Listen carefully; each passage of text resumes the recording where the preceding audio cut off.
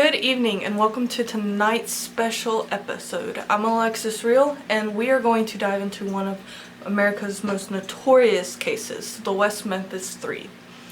In the early 1990s, the serene town of West Memphis, Arkansas was rocked by the brutal murders of three young boys, Steve Bronk, Michael Moore, and Christopher Byers. Their bodies were discovered in a wooded area and it sent shockwaves through the local community, igniting a fervor for justice that would lead to one of the most continuous legal battles in American history. These were not just any murders, they were very, very heinous and really violent, with the victims bound, mutilated, and left in a very grotesque fashion. The brutality of the crime horrified the small community of West Memphis, and throughout the whole nation people were in an uproar. The sense of safety of what was this really small, tight-knit community was just rocked. As we explore the intricacies of this case, it becomes clear that the investigation quickly zeroed in on three teenagers who stood out amongst the conservative background of West Memphis: Damon Eccles, Jason Baldwin, and Jesse Miskelly Jr. They would dress up in dark clothes. They were said to be of the occult. Their unconventional interests and the behaviors marked them as a target for suspicion, and it was fueled by media and community gossip. Family members of the victims, who were fueled by grief and desire for justice, called for swift action in this case. The pressure that law enforcement had to find the perpetrator was immense, leading to a focused investigation on Eccles, Baldwin, and Miskelly. Jesse Miskelly Jr. had a low IQ and was very vulnerable. He became the central figure of the case, following interrogation by law enforcement.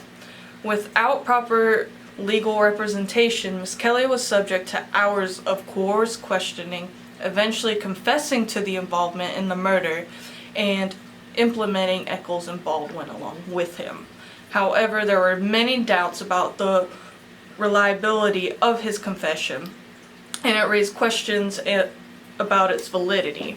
So we're going to cut to an expert in criminology to help talk about some of the things behind this case. Good evening, Alexis. Thank you for having me here tonight. The circumstances surrounding Miskelly's confession raised significant concerns about its reliability. Coercive interrogations can lead to false confessions, especially when individuals are vulnerable, as in Miskelly's case. Further complicating matters was the misinterpretation of evidence, such as Eccles' interest in the occult and Baldwin's friendship with him, which were portrayed as damning evidence of their involvement. This pressure to solve the high-profile case, coupled with the community's demand for swift resolution, may have influenced investigative decisions, ultimately leading to a miscarriage of justice. However, we do nevertheless need to take account of the criminological perspectives of the case, thus leaving no stone unturned in our pursuit of justice as well as accuracy in our investigations. Great point, Dr. Leftwich. Jumping off from this point, how do the theories such as Akers and Sellers' social learning theory help us understand the dynamics in play in the West Memphis Three? Akers and Sellers' social learning theory suggests that individuals acquire criminal behavior through social interactions and modeling. In the case of Eccles, Baldwin, and Miskelly, their unconventional interests and behaviors could have been influenced by their social environment, leading to their wrongful labeling as a suspect. Thank you, Dr. Leftwich. What insights can Baraka's classical school of criminology offer in this context? Beccaria's classical school emphasizes rational decision-making and deterrence through punishment. A more thorough investigation focusing on deterrence and swift resolution might have prevented the rush to judgment against Eccles, Baldwin, and Miskelly.